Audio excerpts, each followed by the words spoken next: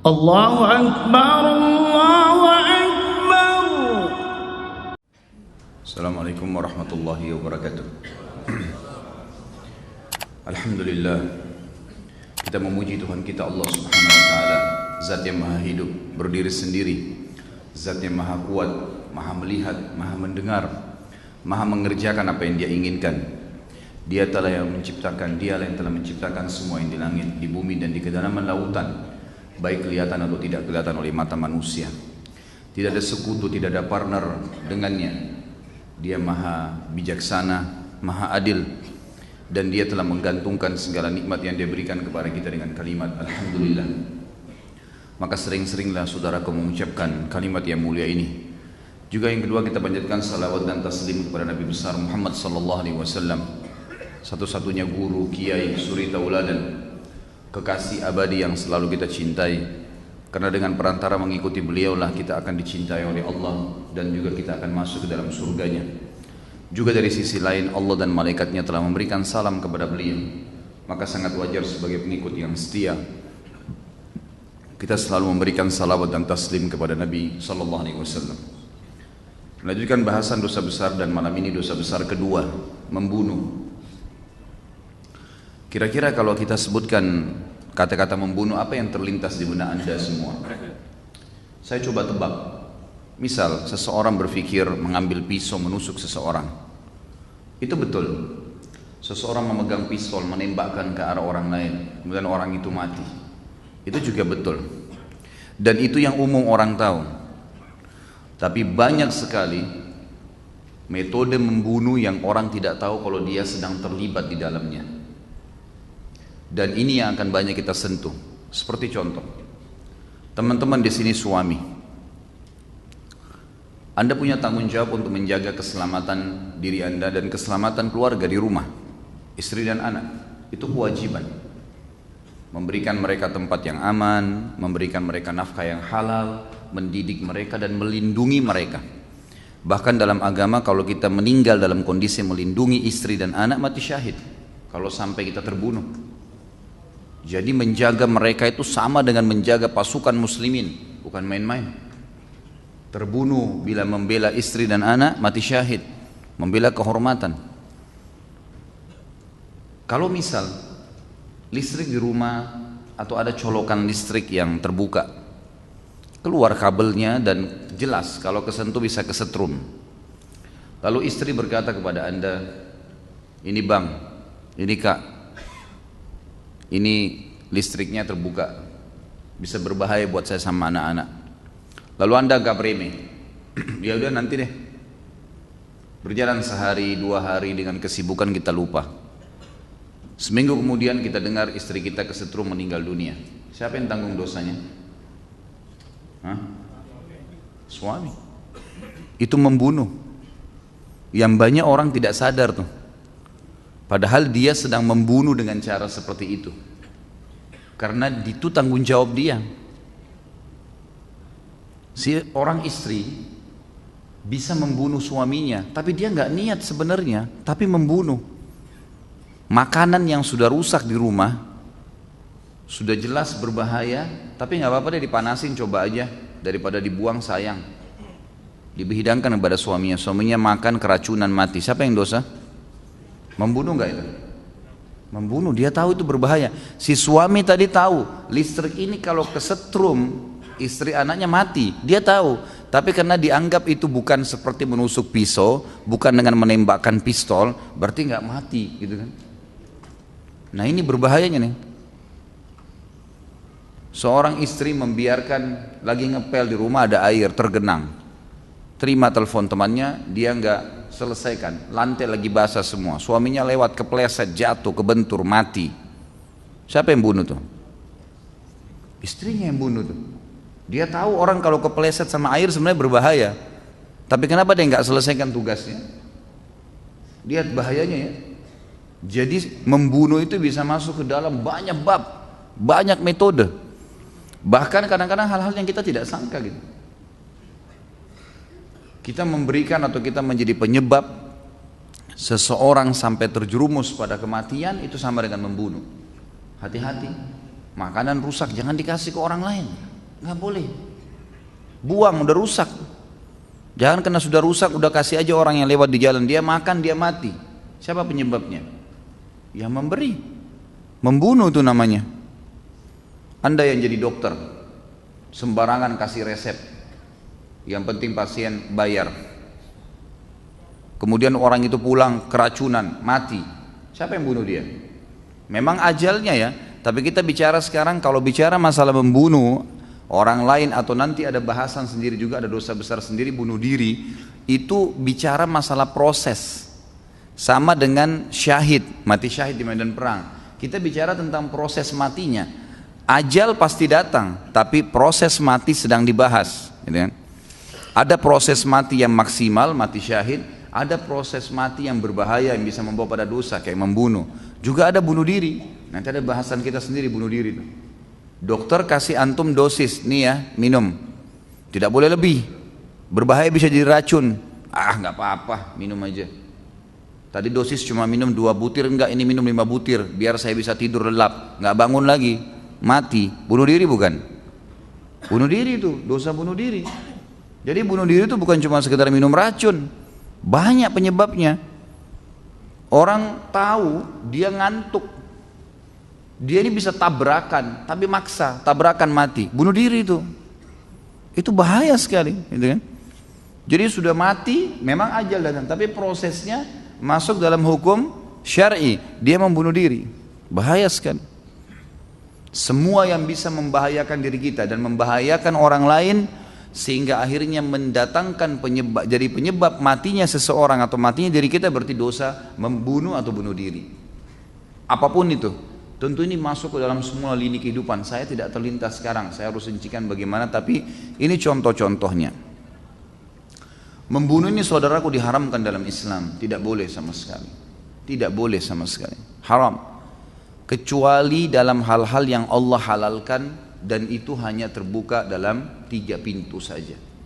Yang pertama, kalau dia diserang tiba-tiba oleh perampok, oleh pencuri, dia harus bela dirinya. Dan kalau dia membela diri, mungkin orang itu menggunakan senjata, lalu dia pun mengambil senjata terdekat, lalu kemudian terjadi perkelahian, dia tusuk orang itu mati. Itu nggak masalah. Lain, itu pintu terbuka karena membela diri. Yang kedua, kalau orang-orang yang sedang dihukum mati atau orang yang mati kena hukuman mati karena hukum syar'i, membunuh dikisos, dipenggal kepalanya, gitu kan? Orang berzina dirajam, itu lain. Ada hukum syar'i di situ. Dan yang ketiga, jihad di jalan Allah. Jihad di jalan Allah. Selain daripada ini jangan angkat senjata, nggak boleh sama sekali. Bahkan ada hadis yang sangat tegas melarang seorang muslim mengambil senjata atau besi yang tajam deh, mungkin pisau, mungkin besi, dan diarahkan kepada saudaranya muslim. Mengarahkan saja nggak boleh. Dalam sebuah riwayat Imam Muslim, pernah ada sahabat yang menaruh pedang di pinggang sebelah kanannya. Biasanya mereka pakaiin sarung dari kulit supaya tidak kena orang lain. Ini kebetulan dia nggak punya sarung pedangnya, ditaruh begitu saja, digantungin begitu saja, diikat di pinggangnya. Waktu Nabi SAW lihat, Nabi SAW mengatakan, beritahukan orang itu suruh pasangkan sarung pedangnya. Jangan sampai gara-gara itu dia menyakiti muslimin. Gak boleh sama sekali. Memberikan pisau itu dianjurkan jangan berikan yang tajamnya ke depan. Dibalik pisau itu dikasih kepada dia. Mengarahkan saja sudah berbahaya. Dan dilarang membuka semua pintu yang bisa membawa pada pembunuhan. Apapun itu. Orang yang melakukan pembunuhan, menusuk atau apa aja tadi proses-prosesnya, dan orang yang menjadi otak, pemilik ide, sama aja dosanya. Sama aja. Seseorang bayar preman suruh bunuh orang itu, dibunuh sama dia. Saya nggak ikut-ikutan, preman ditangkap masuk penjara, tetap aja secara syar'i dia kena. Dia otaknya, dia penyebabnya. Kata Nabi SAW, nanti ada bahasan sendiri dosa besar ya, tentang masalah siapa yang menunjukkan kepada kebaikan, maka dia akan mendapatkan pahala orang yang melakukannya, yang mengikuti dia tanpa dikurangi sedikit pun dari pahala orang-orang itu. Ini teman-teman yang datang ke pengajian kita kemudian undang temannya, ayo kita hadir yuk pengajian sana. Terus dia ikut. Dia ikut sholat berjamaah maghrib, dia ikut sholat ba'diyah, dia ikut tadi sholat qabliyah, dia ikut dengar ta'lim, ilmunya bertambah, sebentar sholat isya. Yang ngajak itu dapat pahala. Misal temannya dapat 100 pahala, dia dapat 100 pahala. Sama-sama hadir sholat, sama-sama semua paketnya 100 pahala misalnya. Tapi dia karena ngajak, dia dikasih 100 pahala plus seperti pahala temannya tanpa dikurangi sedikit pun dari pahala temannya. Jadi dia dapat 200, temannya dapat 100. Kalau dia ajak 10 orang, 100 orang, sebarin berita, gitu kan. Sebaliknya, siapa yang menunjukkan pada keburukan dan ada yang ikuti, dia yang memiliki ide. Ada orang tanya alamat diskotik, oh di sana tuh sebelah kanan. Mampir orang sana 3 jam. Dia tidur di rumahnya, dia dapat dosa juga.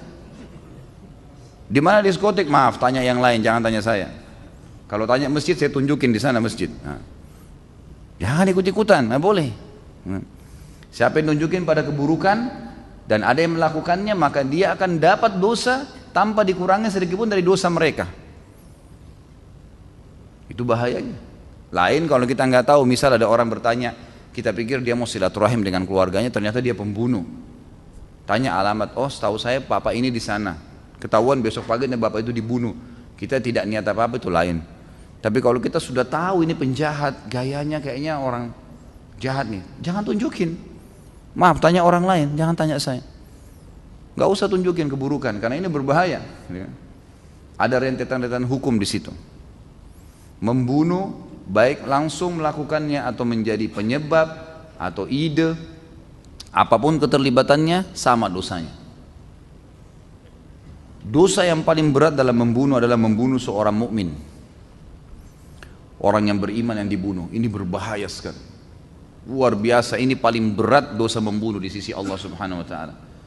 Orang yang ke masjid, sholat, sujud, berdoa, orang hafal Quran dibunuh, wah ini berat sekali. Bahkan ulama mengatakan selain dosa kufur dan kemunafikan yang membuat kekal di neraka, termasuk membunuh orang mukmin secara sengaja. Jadi dia bisa sampai dianggap kekal di neraka udah. Kalau bunuh tanpa sebab. Orang mukmin dibunuh sama dia. Berapa banyak nih orang-orang yang lakukan nih. Orang beriman dipenjarakan, dibunuh, ditembakin, dituduh ini. Kemarin waktu isu teroris tersebar, banyak orang-orang beriman ditangkapin, yang dahinya sudah hitam ditembakin, mati. Alasan teroris, tidak dipastikan. Yang tembak itu presidennya, pemimpinnya orang muslim. Subhanallah. Gimana pertanggungjawabannya hari kiamat tuh? Dengarkan baik-baik firman Allah surah An-Nisa ayat 93. A'udzu billahi minasyaitonir rajim, wa may yaqtul mu'mina muta'ammida fajaza'uhu jahannamu khalidan fiha wa ghadiballahu alaihi wa la'anahu wa 'adda lahu 'adzaban 'azima. Barang siapa yang membunuh seorang mukmin dengan sengaja. Setiap ada penyebutan mukmin dalam Al-Qur'an atau sunnah Nabi, kemudian dia datangnya menjelaskan sebuah hukum global, maka berarti masuk laki-laki dan perempuan. Barang siapa membunuh seorang mukmin atau mukminah dengan sengaja, maka balasannya ialah neraka jahanam. Dia kekal di dalamnya dan Allah murka padanya serta melaknatnya, juga menyediakan azab yang besar baginya. Perhatikan firman Allah, dia kekal di dalamnya. Ini firman Allah, di neraka kekal. Lalu bagaimana kalau dia sempat taubat sebelum meninggal, itu lain. Kalau dia sempat taubat itu berbeda. Tapi kalau dia tidak sempat taubat meninggal, jelas kekal di api neraka. Hadis-hadis atau ayat-ayat seperti ini mesti diperdengarkan kepada para teman-teman kita yang preman nih, supaya mereka sadar. Jangan kena mau ambil dompet, mau ngambil tas, main bunuh orang. Setelah itu dia beli makanan, dia nggak tahu, bodohnya dia nggak ngerti makanan yang dia beli dari uang haram jadi penyakit baru di perutnya tuh. Kalau dia sadar, dia tahu hukum syari, dia nggak berani sebenarnya itu. Sebab uang haram yang dipakai beli makanan, beli pakaian itu akan berbahaya buat dia, akan bermasalah buat dia. Nggak ada yang haram itu bisa tenang di diri seseorang, di tubuh orang, walaupun itu orang kafir. Nggak boleh sama sekali. Ini harus diperdengarkan, diingatkan, karena berbahaya sekali. Membunuh orang mukmin, apalagi orang pulang dari masjid, orang yang ibadah, ini berbahaya sekali. Para sahabat itu saling menghormati ahli-ahli ibadah di antara mereka, padahal mereka ahli ibadah. Betul-betul dijunjung tinggi, dihormatin. tahu orang-orang ini orang yang dekat sama Allah Subhanahu wa taala. Berarti kalau mengganggu, dia mengganggu Allah Subhanahu wa taala. Ini bukan mengganggu sembarangan. Bukan dia pegawai sebuah instansi pemerintahan saja sehingga kementeriannya bisa mengajukan kepada pemerintah pengadilan lalu menangkap, memenjarakan orang ini. Bukan. Ini berhadapan dengan Allah Subhanahu wa taala. Allah sudah mengancam kekal dalam api neraka. Tapi kalau dia taubat, sudah saya katakan tadi, maka aman. Kalau dia taubat, orang yang dibunuh mati syahid, dia taubat, insya Allah diampuni. Karena ada hadis Bukhari berbunyi, kata Nabi SAW, Allah Subhanahu Wa Taala tersenyum dan tertawa dengan dua orang. Mereka saling bunuh-membunuh dan dua-duanya masuk surga. Maka para sahabat mengatakannya, Rasulullah, bagaimana tuh ceritanya? Dua orang saling bunuh-membunuh, dua-duanya masuk surga. Kata Nabi SAW, bertemulah seorang mukmin dengan orang kafir di kancah peperangan. Lalu si kafir membunuh si mukmin, mukminnya mati syahid.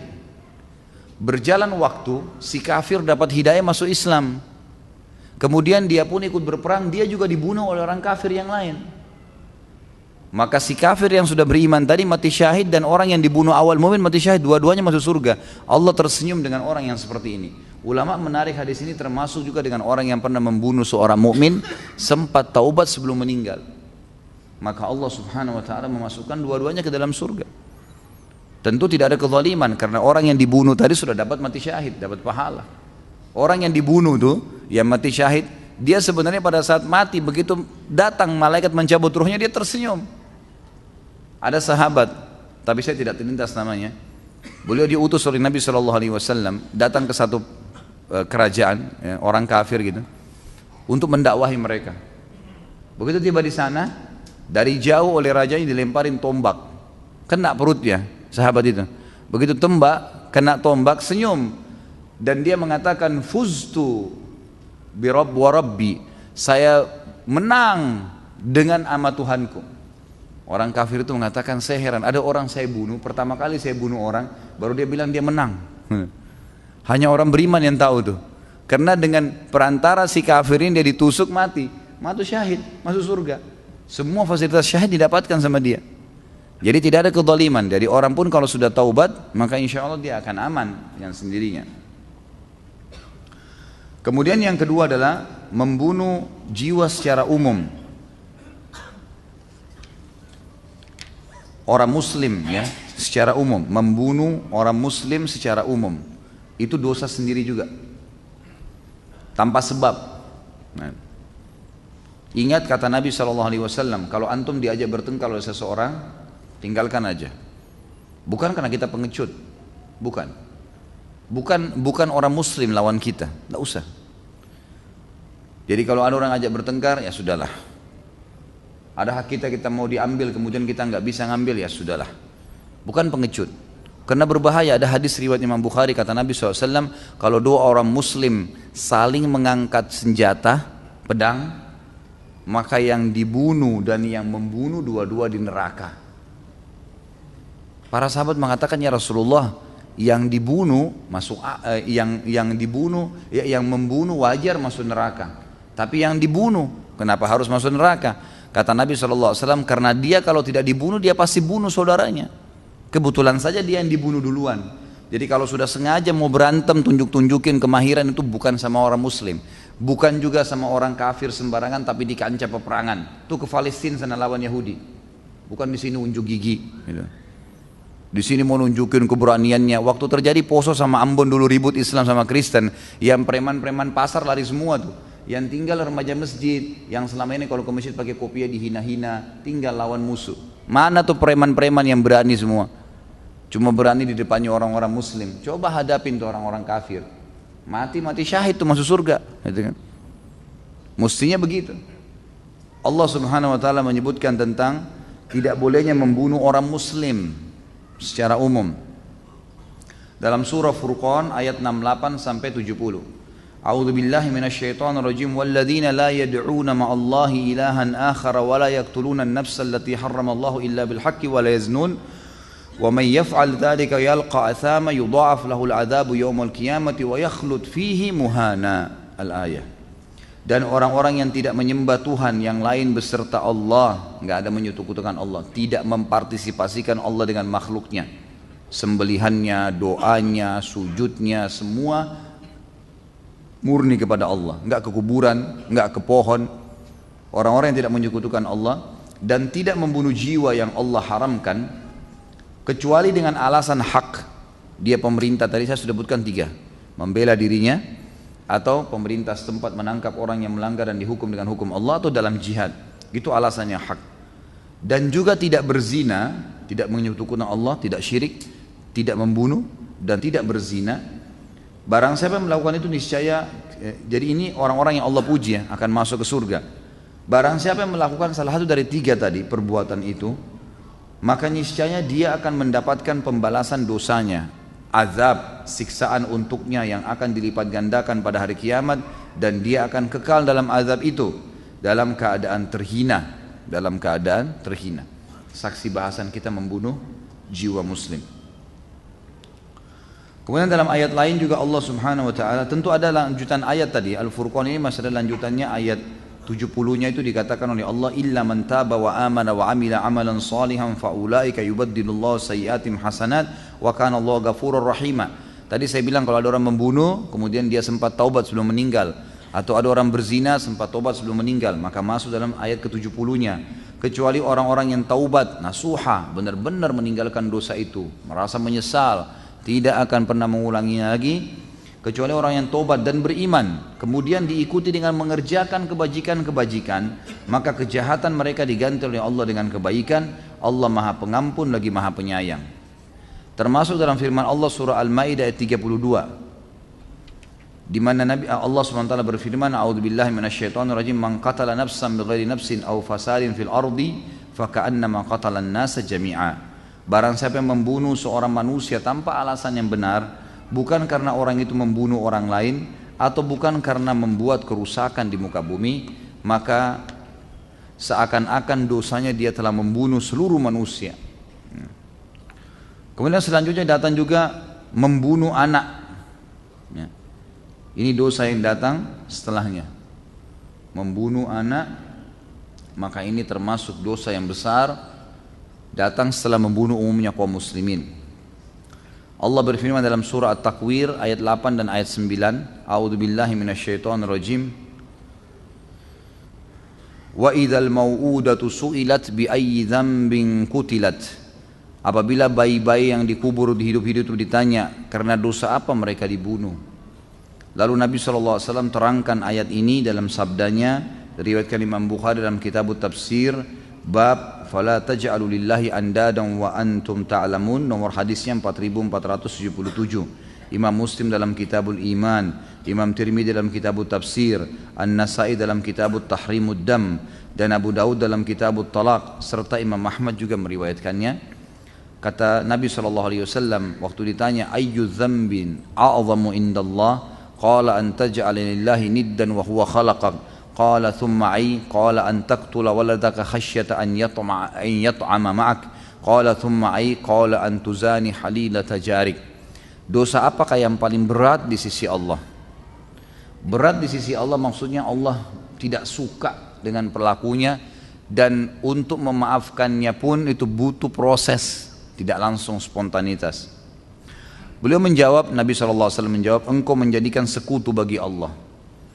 Jadi mempartisipasikan Allah dengan makhluk yang tadi saya kasih contoh, menyembeli kepada kuburan, kepada pohon, menggunakan jimat, ini yang paling Allah benci. Sedangkan dialah Allah, satu-satunya penciptamu. Orang itu berkata lagi, kemudian apa lagi ya Rasulullah? Beliau menjawab, engkau membunuh anakmu karena takut ikut makan bersamamu. Ini anak saya kalau besar nanti, maka susah. Saya punya anak sudah 3, sudah 4, nanti gimana memberikan makan.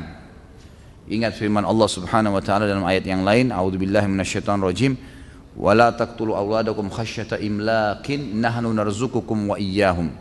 Jangan kalian pernah membunuh anak kalian karena takut miskin. Istri hamil ya sudah, terima.